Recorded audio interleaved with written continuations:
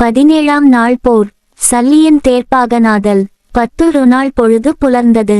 பொழுது புலர்ந்தவுடன் கர்ணன் துரியோதனனிடம் சென்றான்.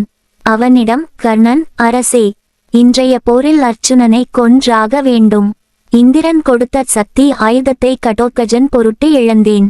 அதனால் அர்ச்சுனன் என்னை தைரியத்துடன் எதிர்க்கின்றான். மேலும் பரசுராமர் எனக்கு வழங்கிய விஜயம் என்ற என்னுடைய வில்லை விட அர்ச்சுனனிடம் இருக்கும் காண்டீபம் என்ற வில் உயர்ந்தது ஆகும். இவை இரண்டும் அல்லாது அர்ச்சுனனுக்கு தேரோட்டியாக அசாத்திய திறமை படைத்த கண்ண பெருமான் இருக்கின்றார். அவர் தேரோட்டியாக இருப்பது மட்டுமல்லாமல் அர்ச்சுனனுக்கு தக்க நேரத்தில் தகுந்த ஆலோசனைகளை வழங்கி வருகின்றார். அவருக்கு ஈடு கொடுக்கக்கூடிய ஒரு திறமையான தேர்ப்பாகன் எனக்கு இப்பொழுது வேண்டும். அத்தகைய திறமையுடையவர் மத்ர நாட்டு மன்னனாகிய மாவீரன் சல்லியன் என்பவர் மட்டுமே. அவரை எனக்கு தேர்ப்பாகனாக அமைத்து கொடுத்தால் அர்ச்சுனனை நிச்சயம் நான் வெல்வேன். அதற்குரிய ஏற்பாடுகளைச் செய்க என்று கூறினான். சல்லியனிடம் வேண்டுதல். துரியோதனன் அதனை கேட்டு மிக்க மகிழ்ச்சி அடைந்து அவன் விருப்பப்படியே சல்லியனை தேர்ப்பாகனாக ஆக்குவதாக உறுதி கூறி அச்சல்லியனை காணச் சென்றான். சென்ற துரியோதனன் சல்லியனை கண்டு வணங்கி, மத்திர நாட்டு மன்னரே, வணக்கம். தாங்கள் எனக்கு ஓர் உதவி செய்ய வேண்டும் என்றதும் சல்லியன், என்ன உதவி என்னால் செய்ய முடியும் என்று கேட்டான். அதற்கு துரியோதனன், அரசே, கண்ணபிரான் எப்படி அர்ச்சுனனுக்கு ஒரு திறமையான தேர்ப்பாகனாக விளங்குகின்றாரோ அதுபோல தாங்களும் கர்ணனுக்குச் சிறந்த ஒரு தேர்ப்பாகனாக விளங்க வேண்டும். அவ்வாறு இருந்தால் கர்ணன் அர்ச்சுனனை வெல்வான். இது கர்ணனின் பெருவிருப்பம். அதன் மூலம் எஞ்சியிருக்கும் நம் சேனையை நாம் காப்பாற்ற முடியும் என்று கூறி வேண்டினான். துரியோதனன அதனை கேட்டவுடன் சல்லியன் மிகுந்த கோபங்கொண்டான். அவன் கண்கள் சிவந்தன, உதடுகள் துடித்தன. எரித்து விடுபவன் போல துரியோதனனை பார்த்தான். பாம்பு போலச் சீறினான். பின்னர் அவன், உன்னை போல பேரரசனாக இருக்கும் என்னை பார்த்து தேர்ப்பாகனாக இருக்க வேண்டும் என்று கேட்கலாமா? இது தகுதியுடையது தானா? நியாயம்தானா? நீ அரசனாக இல்லையென்றால் இவ்வாறு கேட்டதற்கு உன் நாவினை துண்டித்திருப்பேன். நீ மனத்தை மாற்றிக்கொள். வேண்டுமென்றால் பாண்டவர் சேனையை 2 பகுதியாக்கி ஒரு பகுதியை கர்ணன் வெல்ல வேண்டுமென்றோ மற்றொரு பகுதியை நான் வெல்ல வேண்டுமென்றோ நியதி செய்து கொடு. நான் என் பகுதியை முன்னர் வென்று பின்னர் கர்ணன் பகுதியையும் வென்று காட்டுவேன். மகாரதர், சமரதர், அதிரதர், அத்தரதர் என்ற பாகுபாடு இல்லாமல் அனைவருக்கும் தேரோட்டுகின்ற அதிரதன் மகனாகிய கர்ணனுக்கு மத்திர தேசத்து மன்னனாகிய நான் தேரோட்டுவதா? இது தகாது என்று கடுமையாக கூறி மறுத்துரைத்தான். துரியோதனன் கெஞ்சல். அதற்கு துரியோதனன், பெரியோனே, தேரினை திறம்படச் செலுத்தல் என்பது பல கலைகளின் துறைகளில் தேர்ந்தவர்க்கே சாத்தியமாகும். அது இழிவானது அன்று. கர்ணனை தேர்ப்பாகன் அதிரதன் மகன் என்று எண்ணி இக்ராமல் பகை வரது பலத்தை அறிந்து தொழில் புரியும் வீரன் என்று எண்ணிச் சாரத்தியம் செய்தால் அந்த சாரத்திய ஆற்றல் நன்கு வெளிப்படும். திருமால் முதலான தேவர்களுக்கெல்லாம் நன்மை ஏற்பட அன்று திரிபுரத்தை சாம்பலாகும்படி புன்முறுவல் செய்த விரிசடைக் கடவுளாகிய சிவபெருமானுக்கு தேர்ப்பாகனாகி நின்றவன் இந்நில உலகத்தைச் சுருட்டி செய்து கொண்டிருக்கும் நான்முகன்தான் வேதங்களை குதிரைகளாக கொண்டு பூமியை தேராக கொண்டு தேரூர்ந்தார் என்பர். நான்முகன் சாரதியான வரலாறு. தாரகாசுரனது வலிமைமிக்க புத்திரர்களாகிய தாரகாட்சன், கமலாட்சன், வித்தியுன்மாலி என்னும் அசுரர்கள் மிகுதியான அளவில் தவம் செய்து அந்த தவ பலத்தினால் விண்வெளியில் சஞ்சரிக்கும் படியான தன்மையுடைய 3 கோட்டைகளை கட்டி அவற்றோடும் மற்றும் பல அசுரர்களோடும் தாம் நினைத்த இடங்களில் எல்லாம் பறந்து சென்று பல இடங்களையும் பாழாக்கி வந்தனர். இதனை பொறுக்கமாட்டாத தேவர்கள், முனிவர்கள் முதலானோர் கைலை யங்கிரி வாசனிடம் முறையிட்டனர். அவர்களின் முறையீட்டினை ஏற்ற அப்பெருமான் பூமியை தேராகவும் சந்திர சூரியர்களை அத்தேருக்குரிய 2 சக்கரங்களாகவும் 4 வேதங்களை 4 குதிரைகளாகவும் உலக உயிர்களைச் சுருட்டிக்கின்ற நான்முகனை தேர்ச்சாரதியாகவும் 1000 தலைகளையுடைய ஆதிசேடனை நானாகவும் காத்தற்கடவுளான திருமாலை வாயுவாகிய சிறகமைத்து அக்கினியை முனையாக உடைய அம்பாகவும் மற்றை தேவர்களை பிறப்போர் கருவிகளாகவும் அமைத்து கொண்டு யுத்த சன்னத்தராகி சென்று போர் செய்ய எத்தனித்து பின் மேல் கூறியவற்றை பயன்படுத்தாமல் புன்முறுவல் பூத்து வல்பூத்து அப்புன்முறுவல் ஒன்றை கொண்டே அத்திரிபுரங்களையும் அத்திரிபுராதிகளையும் ஒரு சேர அழித்தார். அதன் பயனாகத்தான் சிவபெருமான் திரிபுராந்தகன் என்ற சிறப்பு பெயரையும் பெற்றார். இந்த வரலாற்றை தான் துரியோதனன் இங்கு சுட்டிக்காட்டி பேசினான் என்க. தேரோட்டும் தொழில் இழிவன்று. அது மட்டுமா சல்லிய மன்னரே, நாம் விராட நாட்டு பசுக்களை கவர்ந்து வருகின்ற காலத்து அவற்றை மீட்பதற்காக வந்த விராட நாட்டு இளவல் உத்தர நுக்காக தேரோட்டி வந்தவன் சாட்சாத் அர்ச்சுனனே என்பதை மறந்தீரா? ஆகையினால் தேரோட்டும் தோவுடையதன்று. அத்தொழில் இழிவுடையது என்றால் அர்ச்சுனனுக்கு கண்ணபிரான் தேரோட்டுவானா? சிந்தித்துப்பார். எனவே இந்த அரிய சிறப்புடைய தொழிலை என் பொருட்டு தானவீரன் கர்ணனுக்காகச் செய்வாயாக என வணங்காமுடி வேந்தன் துரியோதனன் வணங்கி சல்லியனை கேட்டுக்கொண்டான். விண்ணவர்க்கும் மன்னவர்க்கும் மற்றவர்க்கும் வணங்காமுடியுடை வேந்தனாகிய துரியோதனனே தன்னை வணங்கி கேட்டுக்கொண்டதனால் மத்திர நாட்டு மன்னன் சல்லியன் ஒப்புக்கொண்டான். அதனால் துரியோதனன் மகிழ்ச்சியோடு விடை பெற்றான். கர்ணனின் மகிழ்ச்சி. சல்லியன் தனக்கு தேரோட்டியாக இருக்க இசைந்துவிட்டான் என்பதனை கர்ணன் கேட்டு மிக்க மகிழ்ச்சி அடைத்தான். சல்லியரே, நான் தங்களை என் தேர்ச்சாரதியாக பெரும் பேறு பெற்றதனால் பெற்றுள்ளேன். அதனால் இன்றைய போரிலேயே பகைவர்களாகிய பாண்டவர்களை அழித்தொழித்து இந்த குறு நாட்டை மீண்டும் தொடர்ச்சியாக ஆளும்படி என் உயிர் நண்பன் துரியோதனனுக்கு கொடுப்பேன். அப்பொழுது நீ என் வில் வலிமையை அறிந்து கொள்வாய் என்று சற்று கர்வம் தொனிக்க கூறினான். அதனை கேட்டுச் சல்லியன் சிரித்து கொண்டே, கர்ணா, அர்ச்சுனன் தேருடன் உன் தேர் மோதி போரிடுகின்ற காலத்து உன் வீரம் வெளிப்படையாக அனைவர்க்கும் தெரியவரும். அதற்கு முன்னே வீண் ஜம்பம் பேச வேண்டாம். சற்று வாயடங்கி இரு என்று முகத்தில் அரைந்தாற் போல கூறினான். அதனை கேட்டு கர்ணன் மிகுந்த கோபம் கொண்டான். தான் பாண்டவர்களோடு போர் செய்ய போவதையும் மறந்தான். சல்லியனை பார்த்து, சல்லியா, தேரோட்ட வந்துவிட்டு போர் செய்யும் வித்தையை என்ன தகுதி பற்றி பேச வந்தாய்? வாயை மூடிக்கொண்டு என் தேரைச் செலுத்துக என்று ஆணவத்தோடு பதிலுரைத்தான்.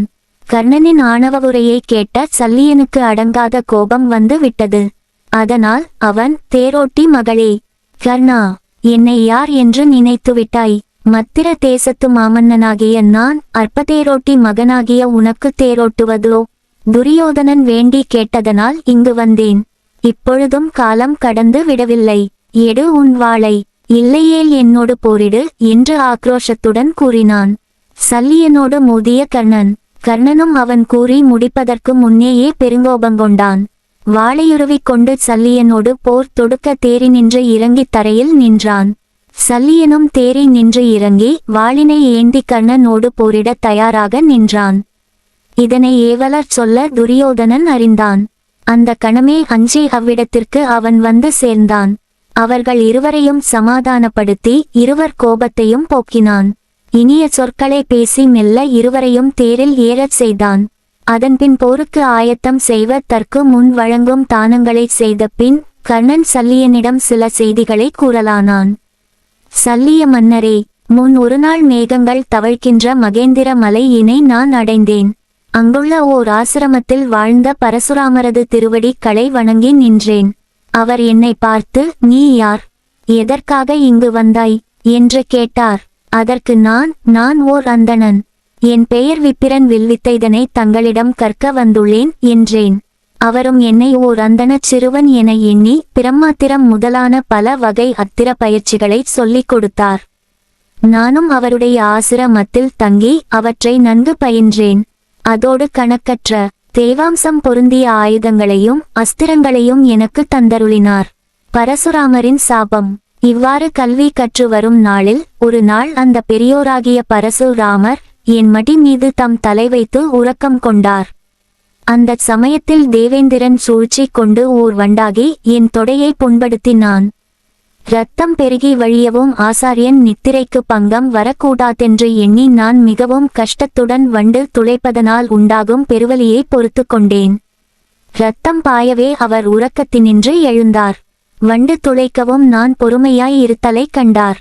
அந்தணனுக்கு இந்த பொறுமை வராது என்று முடிவு செய்து என்னை பார்த்து, நீ அந்தணன் இல்லை, நீ யார், உண்மையை கூறு என்று கோபத்தோடு கேட்டார். நானும் எதனையும் மறைக்காமல், நான் சத்திரிய ஜாதியனான அஸ்தினாபுரத்தை சார்ந்த அதிரதன் என்னும் தேரோட்டி வளர்த்த மகன் என்றேன். 21 முறை பூமி முழுவதும் சுற்றி வந்து சத்திரியர்களையே வேறறுத்த அப்பரசுராமர் கடுங்கோபங்கொண்டு, உனக்கு நான் கற்றுக் கொடுத்த வித்தை அனைத்தும் தக்க சமயத்தில் உதவிடாதபடி மறந்து போய்விடக் கடவது என்று சாபம் கொடுத்தார் என்று கூறிவந்த அந்த கர்ணன் மேலும், சல்லியா, மற்றொரு நாள் தெருவில் நான் விரைந்து தேரூர்ந்து செல்லுகின்ற காலத்து திரிவிஜன் என்ற ஒரு முனிவரது பசுவின் கன்று தேர் சக்கரத்தின் கீழ் அகப்பட்டு நசுங்கி இறந்து போய்விட்டது. அதனால் நான் மிக வருந்தி அம்முனிவரை சமாதானப்படுத்த முயன்றேன். என்னால் முடியவில்லை. அவரோ கோபங்கொண்டு, போர்க்களத்தில் உன் உடல் பகைவர் அம்பினால் சிதைந்து உனது தேர்ச்சக்கரம் நிலத்தில் புதையுண்டு போகக் கடவது என்று சாபமிட்டார் என்று கூறிய அவன், இந்த 2 சாபங்களும் பலிக்குமாயின் பாண்டவர்கள் என்னை வெல்லலாம், மற்றபடி யாராலும் என்னை வெல்ல முடியாது என்று கூறினான். மீண்டும் கர்ணனை நிந்தித்த சல்லியன். இவ்வாறு சொன்ன பின்னரும் சல்லியன் கர்ணனை நிந்தித்தே இகழ்வாக பேசினான். இதனை கவனித்த துரியோதனன் மீண்டும் அவ்விடம் வந்து அவர்களிடம் அப்பேசி சமாதானம் செய்வித்தான். அதன்பின் சல்லியன், சூரியனைச் செலுத்தும் தேர்ப்பாகனாகிய அருணன் போல கர்ணனது தேரைச் செலுத்த முரசு முதலான வாத்தியங்கள் கடலொலி போல எங்கனும் முழங்கின. துரியோதனன் முதலான அரசர்கள், கிருபாசாரியார், அஸ்வத்தாமா போன்றோர யானைகள், குதிரைகள், தேர்கள், காலாட்படைகள் ஆகிய இவர்களோடும் சூழ்ந்து வர கர்ணன் சூரியன் போல போர்க்களம் புகுந்தான். 4 படைகளோடு கர்ணன் போர்க்களம் புகுதலைக் கண்டு மன்னர்களெல்லாம் புகழும்படியாக திட்டத்துய்மன் அக்கர்ணனை தாக்கினான்.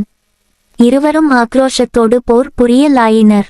ஆனால் கர்ணனின் தாக்குதலுக்கு இல்முன் திட்டத்துய்மன் ஈடுகொடுக்க முடியாதவனாகி தேருடன் ஓடிப்போனான். அப்பொழுது பாஞ்சால அரசர்கள் பலரை அஸ்வத்தாமன் கொன்றான்.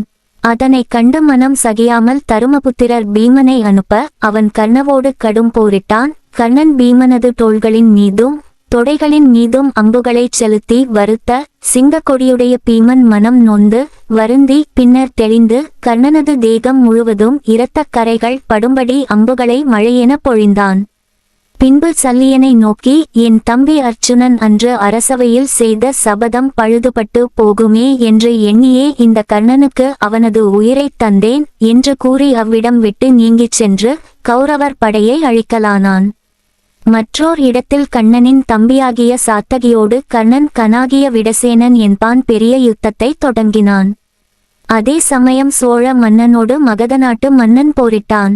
ஆனால் சோழன் தான் ஒரு காலத்தில் அசுரர்களை ஜெயித்து இந்திரனுக்கு துணை புரியுங்காலத்து அவன் வழங்கிய அம்பினை கொண்டு அம்மகத மன்னனின் உயிரை போக்கினான். அம்மன்னன் இறந்ததைக் கேட்டவுடன் கௌரவர் சேனை அஞ்சி ஓடத் தொடங்கியது.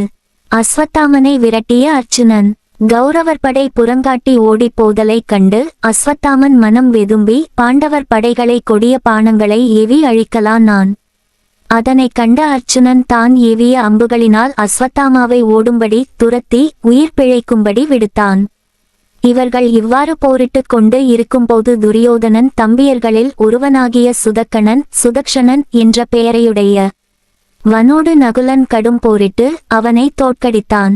இறந்தவர்கள் நீங்களாக பிழைத்தவர்கள் ஒன்றாக கூடி பாண்டவ சேனையுடன் கடும் போரிட்டுக் கொண்டிருக்க சூரியன் புத்திரன் கர்ணனும் இயம தருமன் புத்திரன் தருமபுத்திரனும் எதிரெதிர் நின்று தங்கள் விற்களை வளைத்து 10 திக்குகளும் மறையும்படி அம்புகள் ஏவி போரிட்டனர். அவ்விருவரும் எதிர்த்து போரிட்ட காலத்து பெருகிய இரத்த ஆறுகள் பலவாய் ஓடி கருங்கடலில் கலக்க அக்கருங்கடல் செங்கடல் என மாறியதாம். அச்செங்கடலின் அலைகள் வீசி எறிவன யானைகளும் குதிரைகளும் காலாட்படைகளும் தேர்களுமே ஆகும். களைத்து போன கர்ணன். இவ்வாறு இவர்கள் இருவரும் ஒரு பக்கம் போரிட்டுக் கொண்டிருக்க பீமன் தன் பங்குக்கு அன்றைய போரில் துரியோதனன் தம்பியர் 7 கொன்று குவித்தான். தருமபுத்திரனோடு போரிட வந்த கர்ணனை திட்டத்துய்மன் தாக்க அத்திட்டத்துய்மனோடு கடுமையாக போரிட்டு அக்கர்ணன் களைத்து போனான். அவனுக்கு உதவியாக துரியோதனன் கிருபாசாரியாரை அனுப்ப அவர் படைகளுடன் கர்ணனுக்கு உதவிட வந்தார். துரியோதனன் தம்பியர்கள் 7 பீமனால் மாண்ட அதே சமயத்தில் அர்ச்சுனன் எஞ்சிய சம்சப்தகர்களை போரிட்டு வென்றான். அதன்பின் கர்ணனை தருமபுத்திரர் எதிர்த்து போரிட்டு அவனது கச்சை கொடியினை அறுத்தார். மேலும் அவன் தேர்க்குதிரைகளை அழித்ததோடு தருமபுத்திரர் மேலும் பல அம்புகளை ஏவி அக்கர்ணன் தோள்களிலும் மார்பிலும் இரத்தம் பெருகும்படியாக ஏவினார். கலிங்கர், மகதர், ஓட்டியர் போன்ற பல வடதேசத்து அரசர்கள் மடியும்படி அம்பு களை ஏவிய பின் தருமபுத்திரர் அனந்த விஜயம் என்னும் தன் சங்கினை எடுத்து வெற்றி முழக்கமிட்டார். அச்சங்கின் பேரொலியால் அட்டதிக்கு யானைகள் நடுங்கின, அவற்றின் காதுகள் செவிடா என, அண்டங்கள் பிளந்தன, தேவர்கள் பிரளய காலம் வந்துற்றதோ என அஞ்சினர். அதனால் பல உயிர்கள் நீங்கின. அப்பொழுது அந்த அனந்த விஜயத்தின் பேரொலியினும் 7 மடங்கு அதிகமாக கர்ணன் தன் சங்கினை எடுத்து முழக்கினான். இவ்வாறு சங்கெடுத்து முழங்குவதன் மூலம் வீரர்கள் போரிலுள்ள தங்கள் பேராற்றலை வெளிப்படுத்தி கொண்டனர் எனலாம். மீண்டும் தருமபுத்திரரும் கர்ணனும் கடும் போரிட்டனர். தருமபுத்திரர் கர்ணனது தேர்ப்பாகனாகிய சல்லியனை தவிர அவனது தேர்க்குதிரைகள் முதலானவற்றை அழித்தார். அதே போல கர்ணனும் தருமபுத்திரரின் தேர், குதிரைகள், கொடி, வில் முதலானவற்றை அழித்தான். அதனால் இருவரும் மீண்டும் சித்தம் செய்து கொண்டு போரிடலாயினர். பீமன் பின்வாங்குதல்.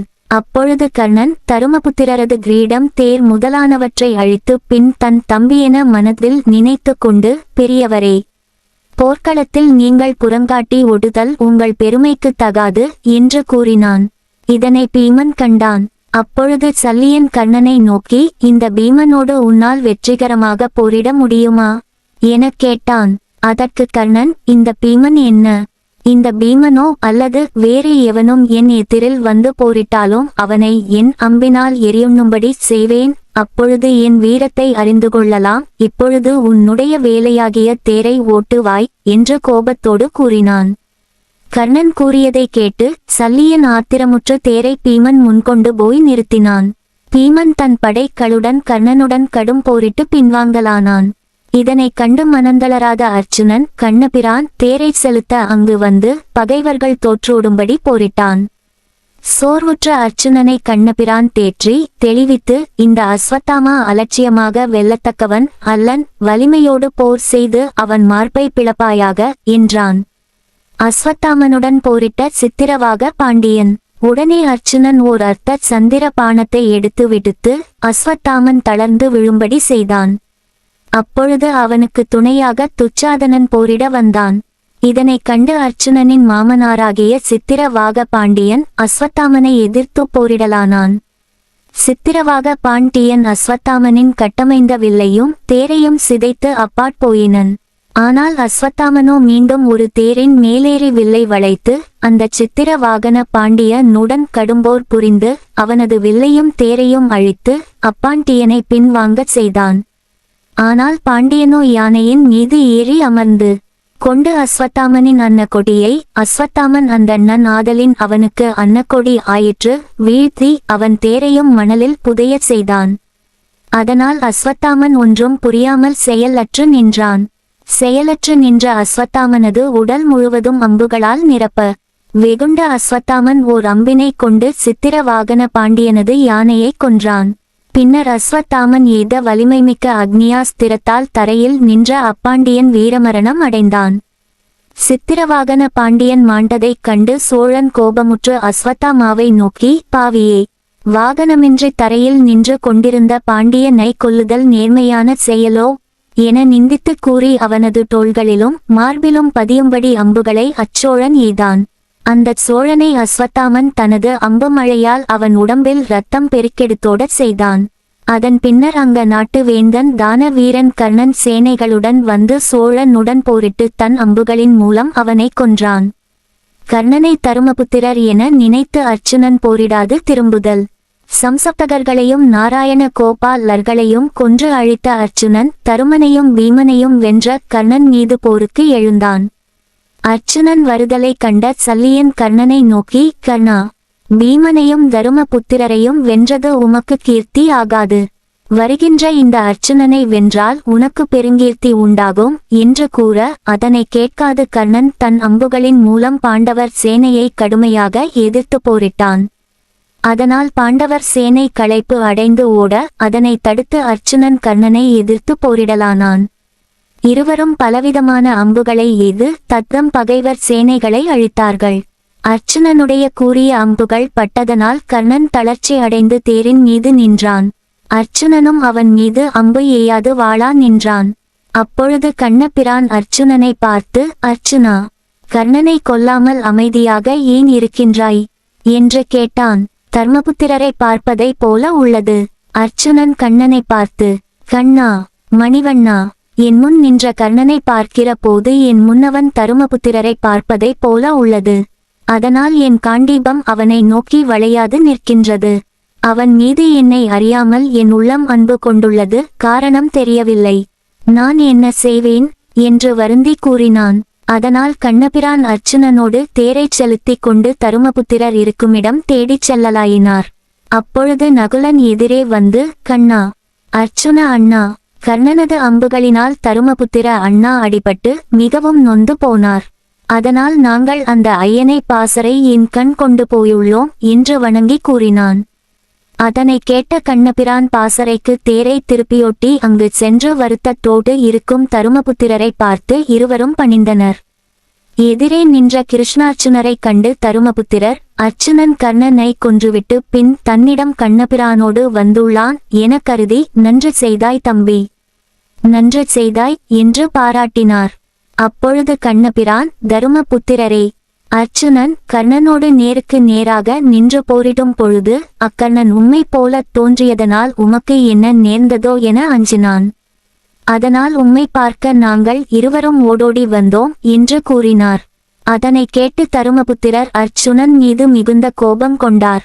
அதனால் அவர், அர்ச்சுனா, இன்னுமா கர்ணனை கொல்லவில்லை, என்னை போல தோற்றம் அளிக்கின்றான் என்று கூறி போரை விட்டு இங்கு வந்துவிட்டாயே, இது உன் வீரத்திற்கு பொருந்துமா? கோழை என்றல்லவோ ஏசுவார்கள். இனி உனக்கு விசயன் என்ற சிறப்பு பெயர் எதற்கு? இந்த காண்டீபம் உனக்கு எதற்கு? இக்காண்டீபம் போரிடத் தகுதியற்றது போலும் என்று பலவாறு கூச்சலிட்டார். தர்மரை கொல்ல துணிந்த அர்ச்சுனன் தன்னை பழித்தாலும் பொறுத்து கொள்வான். ஆனால் காண்டீபத்தை யார் பழித்தாலும் அவர்களை கொன்றே தீர்ப்பான். அத்தகைய உறுதி கொண்டிருப்பவன் அர்ச்சுனன். ஆதலின் அவனுக்கு தருமபுத்திரர் மீது அடங்காத கோபம் உண்டாயிற்று. வெறித்தனம் மிக கோபம் வந்ததனால் அர்ச்சுனன் தன் காண்டீபத்தை எடுத்து வளைத்து தன் காண்டீபத்தை பழித்த தருமபுத்திரரை கொல்ல முன்னோக்கினான். கண்ணபிரான் அதனை பார்த்து, அர்ச்சுனா, என்ன காரியம் செய்கின்றாய் என்றும் பழி தரும்படியான காரியத்தை செய்யத் துணிந்தாயே என்று கூறி தடுத்து நிறுத்தினார். பின் அவர், அர்ச்சுனா, உன் காண்டீபத்தை பழித்ததனால்தானே அண்ணன் என்றும் பாராது கொல்ல முனைந்தாய். அவர் செய்தது தவறுதான். என்றாலும் பெரியோர்களை குறித்து இகழ்ந்து பேசுவதே அவர்களை கொன்ற தற்குச் சமமாகும் என்று சான்றோர் கூறுவர். சாஸ்திரங்களும் கூறுகின்றன. ஆதலின் நீ தருமனை நோக்கி இழிச்சொற்களை கூறுக. அவ்வாறு கூறினால் அது அவரை கொன்றது போன்றதாகும். உன் வில்லை பழித்தவனை கொல்வேன் என்ற உன் சபதமும் நிறைவேறியதாக கருதலாம் என்று கூறினார். கண்ணபிரான் கூறிய யோசனையை அர்ச்சுனன் ஏற்று தருமபுத்திரரை பார்த்து, தன் தமையனார் என்றும் நினைக்காமல், அரசே, நீ என்னை கண்டிக்க தகுதியற்றவன், போர்க்களத்திலிருந்து ஓடி வந்தவன், போர் செய்து கொண்டிருக்கும் பீமன் வேண்டுமானால் என்னை கண்டிக்கலாம். எதிரிகளை வெற்றி கொள்ள முடியாது பாசறையில் வந்து தங்கியிருக்கின்ற உனக்கு என்னை என் காண்டீபத்தை பழித்துரைக்க தகுதி ஏது? நீ ஒரு சூதாடி, அதனால் நாட்டை இழந்தவன், எங்கள் உதவியால் நாட்டை அடைய முயல்கின்றாய். உன்னால் நாங்கள் எந்த சுகத்தையும் அடையவில்லை. சகாதேவன் தடுத்து கூறியும் இழிந்தோர் ஆடும் சூதாட்டத்தை ஆடி எங்களை துன்பப்படுத்திவிட்டாய். இனியும் இவ்வாறு பேசி என் கோபத்தை கிளறாதே என்று கூறி இகழ்ந்தான். தர்மபுத்திரர் கானகம் செல்லல். அவற்றையெல்லாம் கேட்டுக்கொண்டிருந்த தருமபுத்திரர் கோபித்து பதில் ஏதும் கூறாமல் தவம் செய்ய காட்டிற்கு புறப்பட்டார். திடுக்கிட்ட கிருஷ்ணார்ச்சுனர்கள் அவரை போகவோட்டாது தடுத்தி நிறுத்தி, வாய்மை தவறாத மன்னா, எங்களை மன்னித்துக் கொள்ளுங்கள், கோபத்தை நீக்குங்கள், நீங்கள் இப்பாசறை என் கண் இருங்கள், போர்க்களத்திற்கு வர வேண்டாம். இன்று மாலை சூரியன் மறைவதற்குள் நீங்கள் விரும்பியபடி கர்ணனை கொன்றுவிட்டு உம்மிடம் வருவோம். இது உறுதி என்று கூறி அவர் கோபமாற்றினர். பின்னர் அவரிடம் விடை பெற்று கொண்டு போர்க்களம் சென்றனர். துச்சாதனன் வீழ்ந்தான். பாண்டவர் சேனைக்கும் கௌரவர் சேனைக்கும் போர் மிக கடுமையாக உக்கிரமாக நடைபெற்று கொண்டிருந்தது. பிணமலை எங்கனும் குவிந்திருந்தது. நாய்களுக்கும் நரிகளுக்கும் பேய்களுக்கும் ஒரே கொண்டாட்டம். அந்நிலையில் விதியானது பிடர்பிடித்து உந்தித் தள்ள துரியோதனனின் அடுத்த இளவல் துச்சாதனன் தருமபுத்திரருடைய அடுத்த இளவல் பீமனுடன் போரிட முன்வந்தான். அவனை கண்டதும் பீமன் மூக்கடுங்கோபங்கொண்டான்.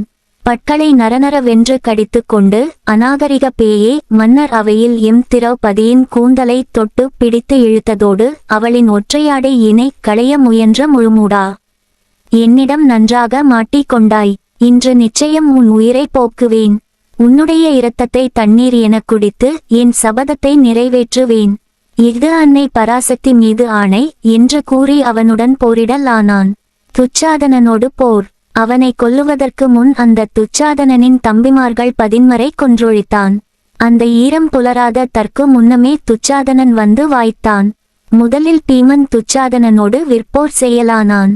துச்சாதனனும் சளைக்காது அம்புகளை விட்டு பீமனுடைய தேரினை அழித்தான். அதனால் பீமன் தன் கதை கொண்டு துச்சாதனனுடன் போரிடலானான். இருவரும் மிக ஆவேசமாக கதைப்போர் செய்தனர். இடியென்னும்படி பேரொலி செய்து கையிலேந்திய கதைகளை வேகமாகச் சுழற்றி மோதிக்கொண்டனர். இவ்வாறு போரிட்ட அவ்விருவருமே தத்தம் கதைகளை இழந்தனர். கதைகளை இழந்ததன் காரணமாக தன்னிகரற்ற முறையில் மல்யுத்தம் செய்யலாயினர்.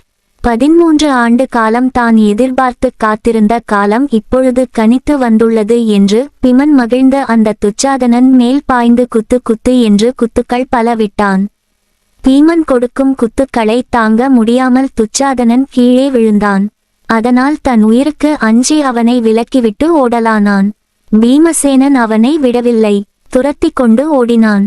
சற்று நேரத்தில் அவனை தன்றாக பற்றி கொண்டு கர்ணன் முதலானோர் பார்த்திருக்க அவன் தலைமயிரை பிடித்து அன்று துச்சாதனன் திரௌபதியின் கூந்தலை பிடித்து இழுத்து வந்தது போல தரதரவென்று இழுத்து கொண்டு வந்து கீழே தள்ளினான்.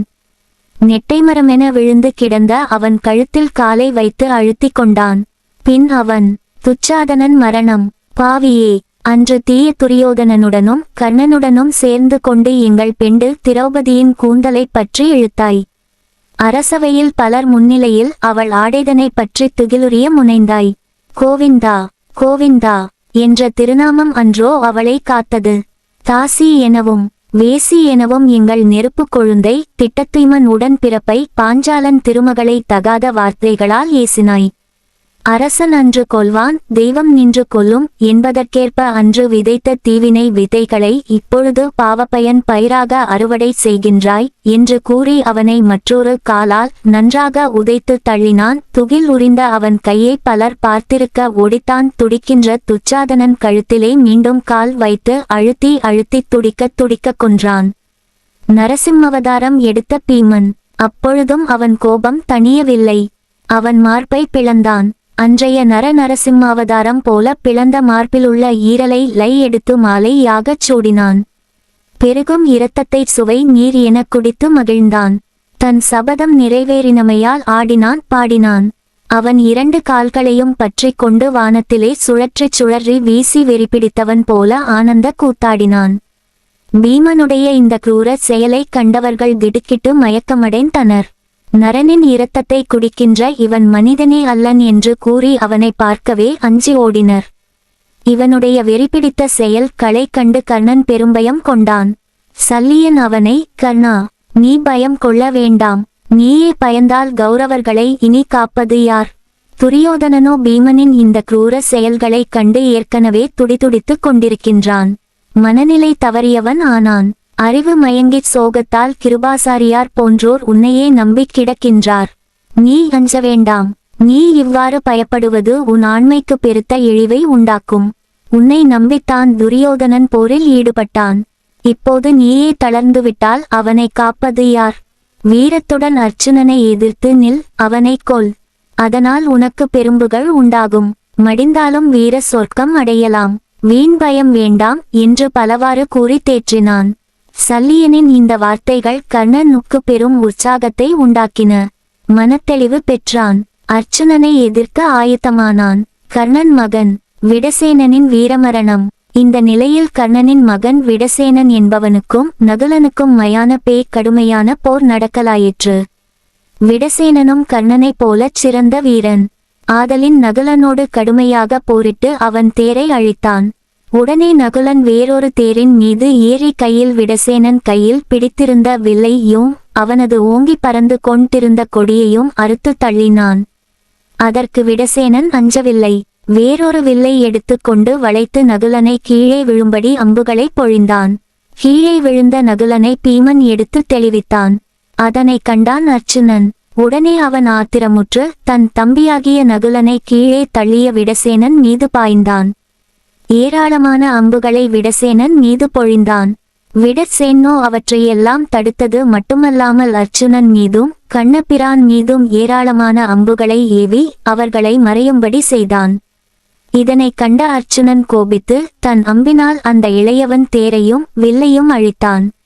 அதன்பின் அர்ச்சுனன் விடசேனனின் தந்தை கர்ணன் துரியோதனன் போன்றோரை கூவி அழைத்து, கர்ணா, உன் கண் முன்னாலேயே உன் மகனை கொல்லப் போகின்றேன். இது நிச்சயம். என் அன்பிற்குரிய ஆற்றல் மிக்க மகனை வீர அபிமன்யுவை துரோணர் சகுனி அஸ்வத்தாமா போன்றோரோடு சேர்ந்து கொண்டு இரக்கமில்லாது போர் நெறியை புறக்கணித்து ஒன்று சேர்ந்து கொன்றாய் அல்லவா? அந்த பழிக்கு பழியாகவே உன் மகனை உன்னை போல பலரோடு சேராது தனியாகவே போரின் மரபை பின்பற்றி கொல்லப் போகின்றேன். அப்பொழுதுதான் புத்திர சோகம் எத்தகைய கொடுமை வாய்ந்தது என்பது உனக்கு புரியும்.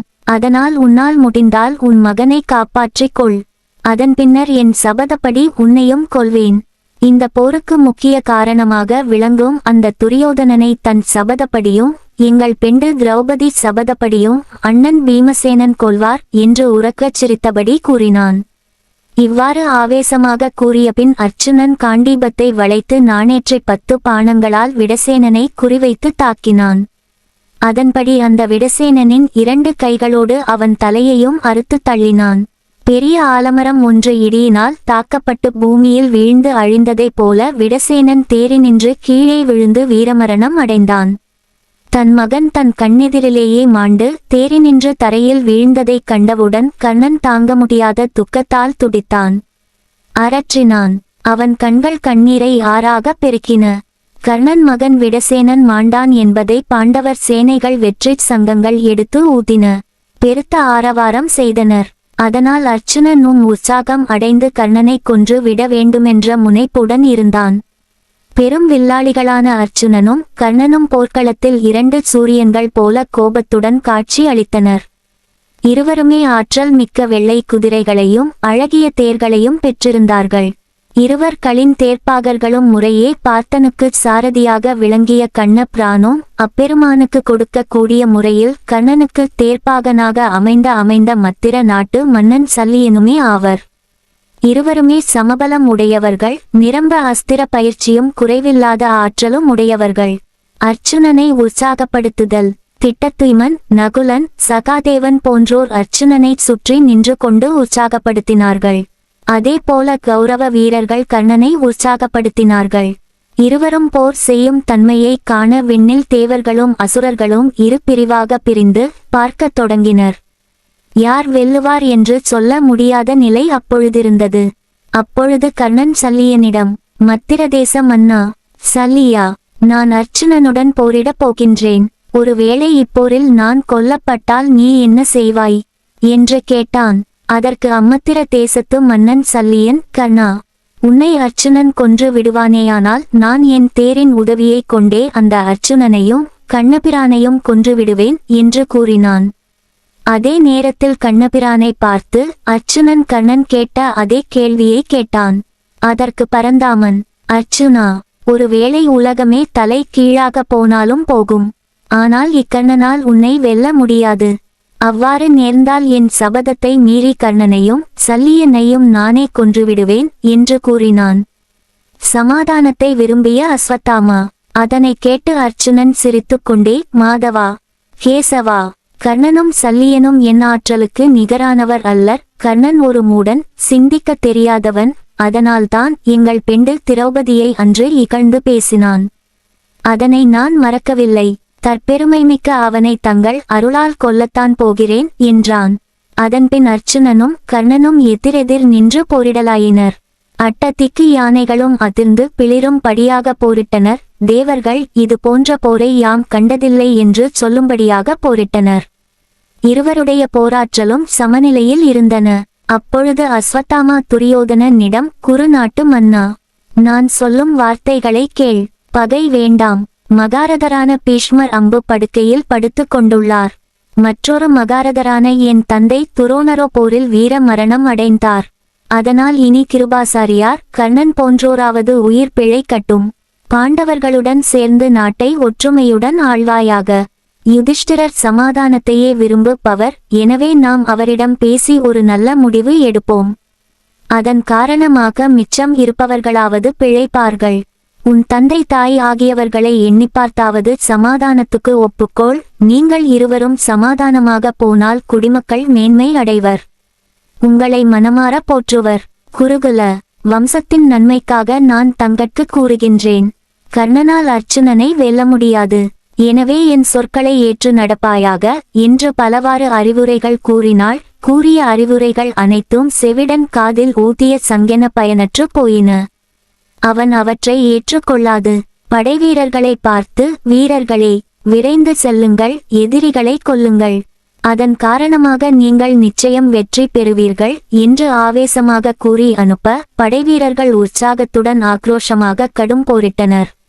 அர்ச்சுனனும் கர்ணனும் சமநிலையில் போரிட்டுக் கொண்டிருந்தனர். மேகம் மேகத்தை எரிப்பது போன்றோம், மலை மலையோடு மோதுவது போன்றோம், யானை யானையோடு மோதுவது போன்றோம் கடுமையாக இருவருமே போரிட்டனர்.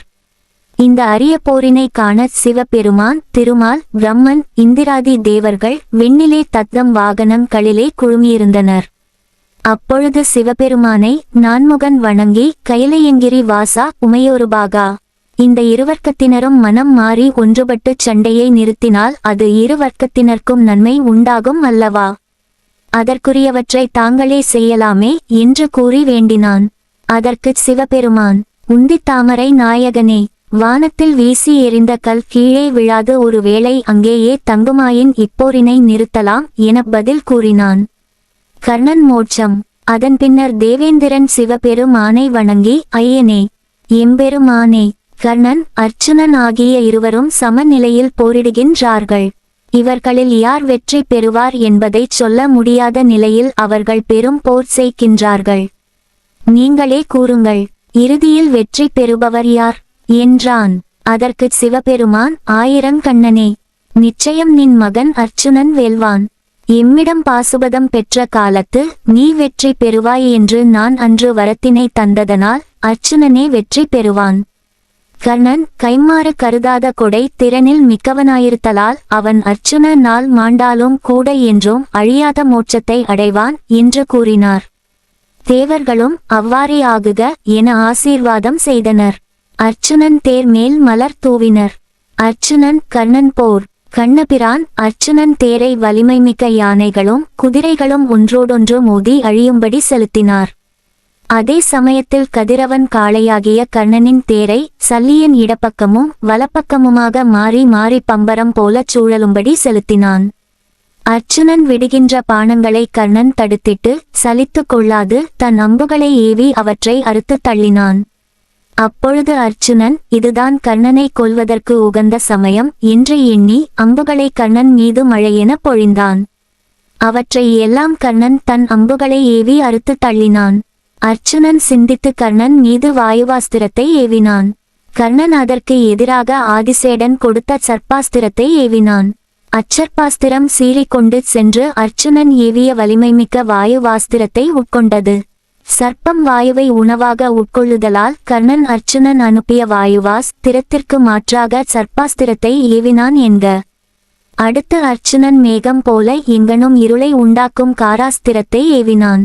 வறியவர்களுக்கும் விருந்தினர்களுக்கும் வேண்டியவற்றை வேண்டியாங்கு ஈயும் கர்ணனும் அதற்கு மாற்றாக எங்கனும் ஒளியைச் செய்யும் சந்திராஸ்திரத்தை ஏவினான். கர்ணன் விடுத்த சந்திராஸ்திரத்தால் அர்ச்சுனன் விடுத்த காராஸ்திரம் வலிமை இழந்து சிதைந்து போனது. அடுத்து அர்ச்சுனன் மேகத்திற்கு தலைவனாகிய இந்திரனது அஸ்திரமாகிய ஐந்திராஸ்திரத்தை கர்ணன் மீது விடுத்தான். அதனை கண்டு பகலவன் புதல்வனாகிய கர்ணன் சூரியனது அஸ்திரமாகிய சூரியாஸ்திரத்தை ஏவினான். அந்த இரண்டு அஸ்திரங்களும் முட்டி மோதி நெருப்பினை கக்கி பேரோசையை எழுப்பி பயனின்றி கீழே விழுந்தன. தான் விடுத்த ஐந்திராஸ்திரத்தை கர்ணன் தன் சூரியாஸ்திரத்தால் முட்ட வைத்து பயனற்று போகச் செய்ததைக் கண்டு அர்ச்சுனன் கர்ணனின் வில்லாற்றலை வெகுவாக பாராட்டினான். கர்ணனின் வில்லாற்றலுக்கு முன் அர்ச்சுனன் சற்று குறைவுபட்டவன் போல் தென்பட்டதை கவனித்து பீமன் பெருங்கோபங்கொண்டான். கையை பிசைந்து தன் கொண்டான்.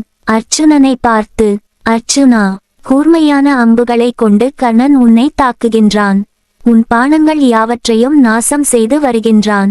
காண்டவ தகனத்தின் போது காட்டிய வீரத்தை பயன்படுத்தி கர்ணனை கொல், அல்லது என் கதையினால் இவனை அடித்து நொறுக்குகின்றேன். எப்படி இருப்பினும் இவன் உயிருடன் திரும்பக்கூடாது என்று கூறினான். பீமன் கூறியதை கேட்டு வாசுதேவரும் அர்ச்சுனனை நோக்கி, அர்ச்சுனா, உன்னுடைய அம்புகளை கர்ணன் பயனற்ற வையதாக்குகின்றான். இது நல்லதன்று. ஏன் மயக்கத்துடன் போர் புரிகின்றாய்? எங்கே போயிற்று உன் வீரம்? நீ வீரத்தால் சிவபெருமானையே மகிழ்வித்தவன் ஆயிற்றே. அப்படிப்பட்ட நீ இந்த கர்ணனிடம் இவ்வாறு தயக்கத்துடன் போரிடலாமா? இந்த கர்ணனை உடனே கொல், இந்த நாட்டை தருமபுத்திரருக்குச் சொந்தமாக்கு என்று சொன்ன அப்பெருமான், அர்ச்சுனா, காண்டீபத்தை வளைத்து நான் கயிற்றை இறுக்கி கர்ணன் மீது பிரம்மாஸ்திரத்தை விடுவாயாக என்று ஆலோசனை கூறினார். பிரம்மாஸ்திரத்தை கர்ணன் மீது ஏவுதல். கண்ணபிரானாலும் பீமனாலும் தூண்டப்பட்ட அர்ச்சுனன் உற்சாகம் அடைந்தான். அதனால் அவன் போர் இன்றோடு முடிய வேண்டுமென்று கருதி உரிய மந்திரத்தை கூறி வழிபட்டு பின்னர் பிரம்மாஸ்திரத்தை கண்ணபிரான் ஆலோசனைப்படி கர்ணன் மீது ஏவினான். அந்த அஸ்திரம் யுகாந்த காலத்து அக்னியைப் போல பேரொளி வீசிக்கொண்டு கர்ணனை நோக்கி பாய்ந்தது. அதனை கண்ட கர்ணன் அதற்கு மாற்றாக சிவனுடைய அஸ்திரமாகிய சிவாஸ்திரத்தை உரிய மந்திரங்களைச் சொல்லி ஏவினான். அர்ச்சுனன் விட்ட பிரம்மாஸ்திரமும் கர்ணன் விட்ட சிவாஸ்திரமும் ஒன்றோடொன்று முட்டிக்கொண்டு பேரொலி செய்து பின்னர் அகன்று போயின. அதன்பின் அவர்கள் இருவரும் விட்ட தெய்வாஸ்திரங்களால் அந்த இருவருடைய உடம்பிலிருந்தும் இரத்தம் ஆறாக பெருகி கடலை நோக்கி பாயலாயிற்று. அந்த அளவுக்கு கடுமையான உக்கிரமான ஆக்ரோஷமான ஒருவரையொருவர் வெல்ல முடியாத அளவுக்கு பெரும்போர் செய்தனர். அப்பொழுது சூரிய குமாரனாகிய கர்ணன் தனக்கு தன் குருநாதர் பரசுராமர் வழங்கிய வில்லை வளைத்து அர்ச்சுனன் நின் உயிரை கவரும் பொருட்டு இந்திரனுக்காக காண்டவவனத்தை அர்ச்சுனன் அழிக்கின்ற காலத்து அந்த வனத்திலிருந்து தப்பி வந்து சரண் அடைந்த அசுவசேனன் என்னும் நாகக்கணையை ஏவ எண்ணி அதனை எடுத்தான். இந்த அசுவசேனன் என்னும் நாகக்கணை கர்ணனைச் சரணடைந்த வரலாறு ஆதிபருவத்தில் சொல்லப்பட்டுள்ளது. சல்லியனின் ஆலோசனை. எடுத்த அந்த நாகக்கணையை தன் வில்லில் தொடுத்து ஏவ முனைந்த பொழுது தேர்ப்பாகனாகிய சல்லியன் கர்ணனை நோக்கி, கர்ணா, நான் சொல்வதை கேள். உன் எதிரே உள்ள பார்த்த நுக்குச் சாரதியாக இருப்பவன் கண்ணபிரான். அவன் மாயைகள் புரிவதில் வல்லவன். அதனால் உன் நாகக்கணையை அர்ச்சுனனின் மார்பினை இலக்காக கொண்டு செலுத்துவாயாக என்று தெளிந்த நல் ஆலோசனை ஒன்றை கூறினான். ஆனால் கர்ணனோ தேர்ப்பாகன் சல்லியன் கூறியதை ஏற்காமல் செருக்கு கொண்டு அர்ச்சுனன் கழுத்துக்கு குறி வைத்து அந்நாகக்கணையை செலுத்தினான். வில்லில் இருந்து விடுபட்ட அந்த நாகக்கணை வானத்தை அடைந்து பேரொளி வீசி பிரகாசித்தது. சூரியனை போன்ற ஒளி சிந்தியபடி அர்ச்சுனன் கழுத்தை நோக்கிச் சீறிக்கொண்டு பாய்ந்தது. இதனை கண்ணபிரான் கவனித்தார். உடனே அவர் தேர் சக்கரத்தை 12 அங்குலம் அளவு பூமியில் பதியும்படி தன் கால் பெருவிரலால் தேரை அழுத்தினார். அதனால் அந்த தேர் 12 அங்குலம் அளவு பூமியில் புதைந்தது. தேர் மண்ணில் புதைந்ததன் காரணமாக வேகமாக வந்த நாகாஸ்திரம் அர்ச்சுனனின் பொன் கிரீடத்தை மட்டும் பலமாக தாக்கி அதனை தூக்கி கொண்டு அப்பால் போயிற்று. அசுவசேனனை துண்டுகளாக்கிய அர்ச்சுனன் கிரீடத்துடன் வானத்தில் சென்று கொண்டிருந்த அசுவசேனனை கண்ணபிரான் சுட்டிக்காட்டி, அர்ச்சுனா, காண்டவ வன தகனத்தின் போது உன்னிடமிருந்து தப்பி வாளர்ந்த அசுவசேனன் என்னும் நாகம் உன் மேல் கொண்ட கோபத்தின் காரணமாக உன் எதிரி கர்ணனைச் சரண் அடைந்தது. இப்பொழுது உன்னை கொல்ல முயன்றது. ஆனால் அதன் முயற்சி பலிக்கவில்லை. மீண்டும் அது உன்னை தாக்கும் என்று கூற அர்ச்சுனன் 6 பானங்களை விட்டு வாளர்ந்த அசுவசேனனை 2 துண்டுகளாக்கினான். 5 தலைகளோடு கூடிய அந்நாகம் உயிர் போகும் அந்நிலையிலும் கர்ணனிடம் வந்து, தயவு செய்து மற்றொரு முறை செலுத்துங்கள், இந்த முறை நிச்சயம் அர்ச்சுனனை கொல்வேன் என்று கூறி மன்றாடியது. ஆனால் கதிரவன் மைந்தனாக்கிய கர்ணனோ தான் தன் தாய் குந்தி தேவிக்கு கொடுத்த ஒரு தடவைக்கு மேல் 2வது முறை நாகக்கணையை விடுவதில்லை என்ற வாக்குறுதியை நினைவில் கொண்டு, இனி உன்னை ஏவமாட்டேன், மேலும் 2ஆம் முறை உன்னையே செலுத்து தல் வீரனுக்கு அழகன்று என்று கூறி மறுத்துவிட்டான். தன் எண்ணம் கைகூடாமல் போகவே அந்நாகம் மிகவும் வருந்தி அவ்விடத்திலேயே உயிரை விட்டது. இந்திரன் வாழ்த்து. நாகக்கணையின் காரணமாக தேரை 12 அங்குலம் அழுத்தியதனால் தேரானது அந்த அளவு புதைந்திருந்தது. அதனால் கண்ணபிரான் மீண்டும் அத்தேரை பூமியின் மேல்வரச் செய்தான்.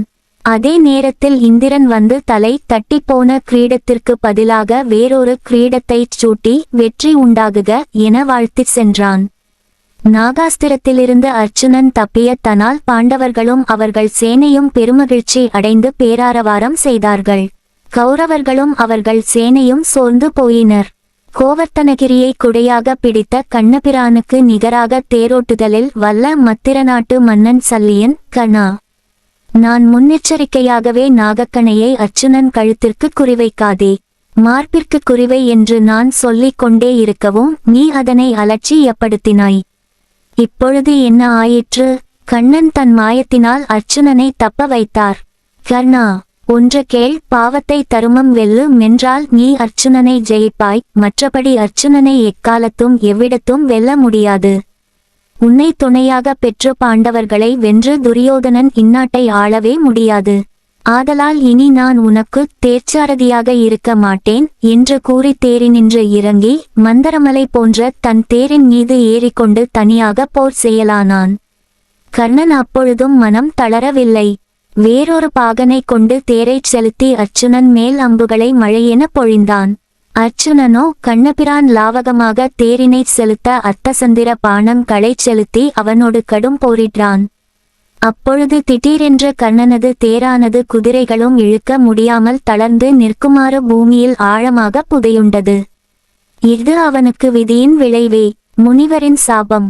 கர்ணன் ஒரு நாள் தேரின் மீது அமர்ந்து விரைந்து வீதியில் சென்று கொண்டிருக்கையில் ஒரு முனிவரது பசுவின் கன்று தேர்ச்சக்கரத்தின் கீழ் அகப்பட்டு நசுங்கி இறந்து போய்விட்டது. அதனால் அம்முனிவர் மிக்க கோபம் கொண்டார். கர்ணன் பலவாறு சமாதானப்படுத்தியும் அவர் கோபம் தணியவில்லை. அதனால் அவர், கர்ணா, போர்க்களத்தில் உன் உடல் பகைவர் அம்பினால் இக்கன்றினை போல சிதைந்து போக வேண்டியது. அது மட்டுமல்லாது அப்பொழுது உனது தேர்ச்சக்கரம் பூமியில் புதையுண்டு போகக் கடவது என்று சாபமிட்டார். குணமென்னும் குன்றேறி நின்றார் வெகுளி, கணமேயும் காத்தல் அரிது, திருக்குறள் நீத்தார் பெருமை என்றார் போல அம்முனிவன் கோபம் இருந்தது ஒரு சுணமாயினும் அஃது கர்ணனின் வாழ்க்கை சக்கரத்தையே அழித்துவிட்டது. கர்ணனும் இது முனிவரின் சாபத்தின் விளைவே என்பதை உணர்ந்து மனம் தளர்ந்து தேரினின்று கீழிறங்கி புதையுண்ட சக்கரத்தை மேலும் புதையாதபடி மேலே தூக்க முயலலானான். தரையில் நின்றான் மேல் தேரில் நின்றவன் அம்பெய்தல் ஆகாது என்ற மரபையும் மீறி அர்ச்சுனன் கர்ணன் மீது சரமாரியாக அம்புகளை விடலானான். ஆனால் கர்ணன் உடனே வேறொரு தேரில் ஏறிக்கொண்டு அர்ச்சுனன் மீது அம்புகளை எய்ய முனைந்தான்.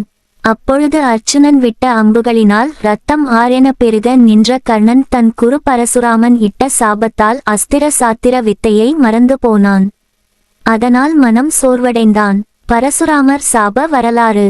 சத்திரியனாகிய கர்ணன் இளம் பிராயத்தில் பிராமண வடிவங்கொண்டு பரசுராமரிடம் சென்று தான் ஒரு பிராமணன் என்று போய் கூறி வில் வித்தையை கற்று தேர்ந்து வந்தான். ஒரு நாள் இந்திரன் செய்த சூழ்ச்சியினால் கர்ணன் பிராமணன் அல்லன், சத்திரியனே என அறிந்து கடுங்கோபம் கொண்டு, நீ போய் சொல்லி கற்றதனால் தக்க சமயத்தில் அக்கல்வி உனக்கு உதவாதபடி மறந்து போகட்டும் என்று சாபமிட்டார். இக்கதையின் விளக்கம் ஏற்கனவே சொல்லப்பட்டுள்ளது. அஸ்திரத்தை மறந்து போனதும் தேர்ச்சக்கரம் புதையுண்டதும் நாகக்கணை குறிதவறிச் சென்றதும் முதலான நிகழ்ச்சி களை பார்த்தவுடன் கர்ணன் தனக்கு மரண காலம் சமீபித்துவிட்டது என்பதை உணர்ந்து கொண்டு மனச்சோர்வடைந்தான். ஆனாலும் கர்ணன் தயங்காது அம்புகளை அர்ச்சுனன் மீது விடலானான். சூரியன் மறைதற்கு 2 விற்கிடை தூரம் இருந்த மாலை காலத்தில் முத்திப்பதத்தை நாடும் ஞானியர்களுக்கு மூலப்பொருளாயும் வேதத்தின் முதற்பொருளாகவும் அவ்வேதத்தை தழைத்தோங்கச் செய்யும் முதற்பொருளாக விளங்கும் முதன்மை பொருளான கண்ணபிரான் போர்த்திறன் மிளிரும் காண்டீபத்தை கையில் ஏந்திய அர்ச்சுனனை போரை சிறிது நேரம் நிறுத்துமாறு செய்து அவனையும் தேரில் இருக்கச் செய்து முதிர்ந்த தவத்தினனாய் வேதிய வடிவந்தாங்கி பகலவன் புதல்வனாகிய கண்ணனை அடைந்தான். வேதியர் வடிவத்தில் சென்ற கண்ண பிரான், சூரிய குமாரனே, தான வீரனே, கர்ணனே, இந்த உலகததில் வேண்டியவர் களுக்கு வேண்டியாங்கு கொடுக்கக்கூடிய கைமாறு கருதாத கொடைவள்ளல் எனக் கேள்விப்பட்டேன். நான் மேருமலை சாரலில் தவம் செய்து வாழ்கின்றேன். இப்பொழுதும் வறுமையால் துன்பத்தோடு வாழ்கின்றேன். உன்னால் இயைந்த பொருளை எனக்கு கொடுப்பாயாக என்று வேண்டி நின்றார். ஈந்துவக்கும் கர்ணன், அந்தணன் கூறிய உரைகளை அமுதெனக் கேட்டு விசயன் வெங்கனையால் நொந்த கர்ணன் இந்த நிலையில் தான் தானம் செய்யக்கூடிய ஒரு பேறு கிடைத்ததே என்று எண்ணி மகிழ்ந்து புன்முறுவல் பூத்து, கேளுங்கள் என்று கேட்க வேதியனாக வந்த அந்த கண்ணபிரான், இப்பொழுது உன்னிடம் ஒன்று விளங்கும் நின் புண்ணியம் அனைத்தையும் கொடுத்து உதவுக என்றான். ஈத்துவக்கும் இன்பத்தை முழுமையாக அறிந்த கர்ணன் அதனை கேட்டு மகிழ்ந்தான். என் உயிர் ஒரு நிலையில் இல்லாது இவ்வுடம்பிற்கு உள்ளே உள்ளதோ வெளியோ தள்ளப்பட்டதோ என அறியாத நிலையில் ஊசலாடி கொண்டிருக்கின்றது. நான் அங்க நாட்டு அதிபனாக இருக்கும் சமயத்தில் நீ வரவில்லை. இப்பொழுது என்னால் எதையும் உனக்கு கொடுக்கும் நிலையில் நான் இல்லை என்றாலும் தவத்தில் சிறந்தவனே, ஓய்வில்லாத இப்பிறவியில் யான் செய்த புண்ணியம் அனைத்தையும் பெற்றுக்கொள்க என்று கூறி தம் கரம் குவித்து வணங்கினான். பின்னர் அவன் வேதியனை வணங்கி தன் மார்பில் புதைந்த ஓர் அம்பினை எடுத்து அதன் வழியாக வெளிப்பட்ட குருதி யையை நீராக கொண்டு அழித்து மகிழ, முன்னர் மாபலி சக்கரவர்த்தியின் செங்கையால் தாரை வார்த்து கொடுக்க மூவடி மண் பெற்று மூன்றுலகங்களையும் அளந்தவனான கண்ணபிரான் ஏற்றான். பின்னர் அவ்வேதியன் மகிழ்வோடு கர்ணனை பார்த்து, கர்ணா, வேண்டிய வரங்களை கேள், தருகின்றேன் என்று அன்போடு கூற, கர்ணன், கொடிய தீவினையால் இன்னமும் நான் இன்னல் தரும் பிறவிகள் உற்றாலும் அந்த பிறவிகளில் எல்லாம் இல்லையென்று இறப்பார்க்கு இல்லை எண்ணாத இனிய இளகிய இதயம் நீ அளித்திடுதல் வேண்டும் என்று வேண்டினான். மைத்துனன் உரைத்த வாய்மை நிறைந்த வார்த்தைகளை கேட்டு கண்ணபிரான் அக மகிழ்ந்து அவனை தழுவிக்கொண்டு, கர்ணா, எத்தனை பிறவிகள் எடுத்தாலும் நீ வேண்டிய செல்வங்களையும் அவற்றை வாரி வழங்கக்கூடிய ஈகை பண்பையும் அத்துணை பிறவிகளிலும் பெறுவாயாக. முடிவில் முக்தியையும் பெறுவாயாக என்று அவன் விரும்பி கேட்ட வரங்களையே தந்தான். இதன் மூலம் அக்குரன், அந்திமான், சந்தன், சந்திமான், சிசுபாலன், வக்கிரன் என்ற அறுவரோடு இக்கண்ணனும் சேர்ந்தான்.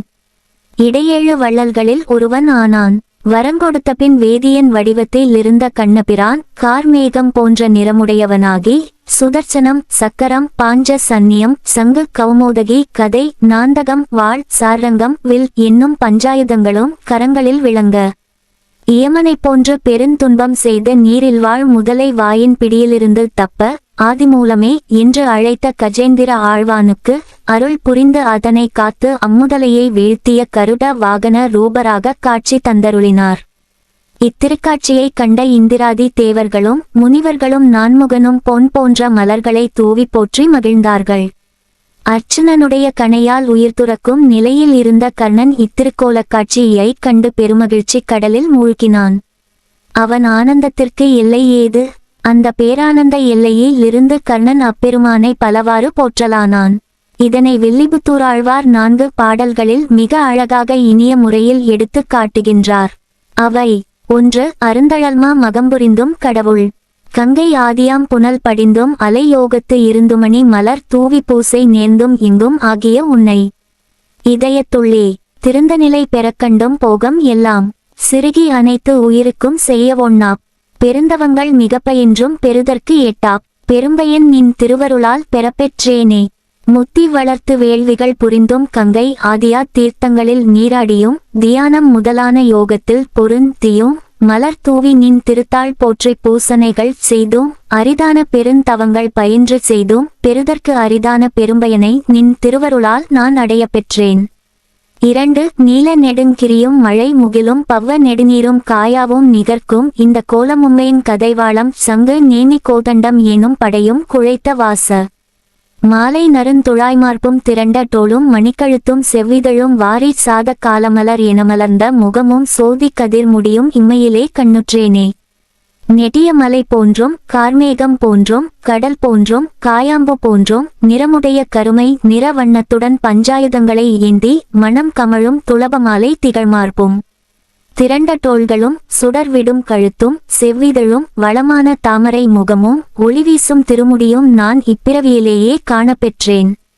3. தருமன்மகன் முதலான அரிய காதல் தம்பியரோடு அமர்மலைந்து தருகன் ஆண்மை செருவிலெனது உயிரனைய தோழர் காகச் செஞ்சோற்று கடன்வழி தேன்தேவர் கோவுக்கு உரைபெறுனர் கவசமும் குண்டலமும் ஈந்தேன் உற்றபேறு நல்வினை பேரு உனக்கே தந்தேன் மருதிடைமுன் தவழ்ந்தருளும் செங்கண் மாலை மாதவத்தால் உருதமியன் வாழ்ந்தவாறே.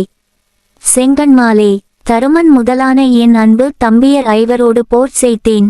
போர்க்களத்தில் என் உயிரனைய என் நண்பன் துரியோதனனுக்காகச் சோற்று கடன் கழித்து உயிரை துறக்க லானேன். தேவேந்திரனுக்கு கவச குண்டலங்களை ஈந்தேன். நான் பெற்ற நல் புண்ணியம் அனைத்தையும் உனக்கே தந்தேன். இவ்வாறு எப்பொழுதும் ஒப்பற்றவனாக வாழ்ந்த என் வாழ்வுதான் என்னே. 4 வான்பெற்ற நதிகமழ்த்தாள் வணங்க பெற்றேன். மதிபெற்ற திருவுளத்தால் மதிக்க பெற்றேன். தேன் பெற்ற துழாய் அலங்கல் தீண்ட பெற்றேன். திருப்புயமும் தைவந்து தீண்ட பெற்றேன். ஊன்பெற்ற பகழியினால் அழிந்து வீழ்ந்தும் உணர்வுடனின் திருநாமம் உரைக்க பெற்றேன். யான் பெற்ற பெருந்தவ பேறு என்னையன்றி இருநிலத்தில் பிறந்தோரில் யார் பெற்றாரே. அன்று உலகினை அளந்த காலத்து நான் முகன் நின் திருவடியை தன் கமண்டல நீரால் திருமஞ்சனம் செய்ய அதுவே ஆகாய சுங்கையாகி மலர்ந்தது. அத்தகைய புனித திருப்பாத மலரை நான் சேவிக்க பெற்றேன். சந்திரனை தோற்றுவித்த உன் திருமணத்தால் துளப மாலையும் சந்தனமும் அணிய பெற்ற நின் திருத்தோள்களால் தழுவ பெற்றேன். அர்ச்சுனனுடைய அம்புகள் துளைத்து வாடியிருந்தாலும் நின் திருநாமத்தை உரைக்கும் நற்பேறு பெற்றேன். யான் பெற்ற இந்த பெருந்தவ பயனை இந்த உலகத்தில் பிறந்தவர்கள் யார் பெற்றார்கள். இவ்வாறு கண்ணபிரானை கர்ணன் புகழ்ந்து ஏத்திப் போற்றி உரைக்கின்ற காலத்து பரந்தாமன் இனிமையுடன், கர்ணா, உன்னுடைய கவச குண்டலங்களை இந்திரன் மூலமாக தானம் பெறச் செய்தவனும் ஒரு முறைக்கு மேல் 2வது முறை நாகக் கணையை விடுக்க லாகாது என்று குந்தி அன்னையின் மூலமாக வரங்கேட்கச் செய்தவனும் யானே என்றான். இவை மட்டுமா? தான வீரனே, தட்சகன் மகனான அசுவசேனன் என்னும் நாகக்கணை தாக்காதபடி தேரை பூமியில் புதையச் செய்து அதன் மூலம் அர்ச்சுனனை காப்பாற்றியவனும் நானே எனக் கூறி பின் தேரின் மீது வந்து அமர்ந்து கொண்டான். கர்ணன் மார்பை ஊடுருவிய அஞ்சரீகம். பின்னர் அப்பெருமான் அர்ச்சுனனை நோக்கி, அர்ச்சுனா, பகலவன் புதல்வனை பகலவன் மேற்கு திக்கில் படுவதற்கு முன் உள்ள பகற்பொழுதிலே வீழ்த்துவாயாக என்று கூற அர்ச்சுனனும் உறுதியுடன் அஞ்சரீகம் என்ற அம்பினை கர்ணனின் மார்பினை குறிவைத்துச் செலுத்தினான். அந்த அம்பும் சான்றோர் மொழி போன்று குறி தவறாது விரைந்து சென்று கர்ணன் மார்பை ஊடுருவியது. பின்னர் வெளியே வந்து பூமியினுள் புதைந்தது. மாவீரன் கர்ணனும் கண்ணபிரானின் திருநாமத்தை நாவால் ஏத்தி மகிழ்ந்தவாறே கீழே விழுந்தான். உயிர் நண்பன் துரியோதனன் துன்பத்தின் உச்சியிலே கிடக்க குற்றுயிராய் கிடக்க லானான். அர்ச்சுனன் தொடுத்த அம்பாள் பாண்டவர் 5வருக்கும் மூத்தவ கர்ணன் இன்று போர்க்களத்தில் முடி சாய்ந்து வீழ்ந்தான். இன்று மாலை நேரம் கழிப்ப தற்குமுன் அவன் உயிர் பிரிந்து விடும் என்று அசரீரி வான்வழியாக கூறக் கேட்டாள் அன்னை குந்திதேவி. உடல் துடிக்க, உள்ளம் உருக, கண்களில் கண்ணீர் ஆறாக பெருக, நெடிய கூந்தல் சரிய கோ வென்று புலம்பிக்கொண்டே போர்க்களத்தை அடைந்து தலையை கைகளால் அடித்துக்கொண்டு கன்னிப் பருவத்தில் பெற்றெடுத்த கதிரவன் மைந்தன் தன் மூத்த மகன் கர்ணன் மீது விழுந்து, மகனே, மகனே என்று புலம்பினாள். என் ஆரியர் மைந்தனே, என் தந்தையின் அரண்மனை கன்னிமாடத்தில் கன்னியாய் இருக்கும்போது சூரியன் திருவருளால் கவச குண்டலங்களோடு உன்னை பெற்றேன். அன்றைய தினமே போர்ப்பேழையொன்றில் இரக்கமின்றி உன்னை வைத்து கங்கையாற்றில் விட்டேன்.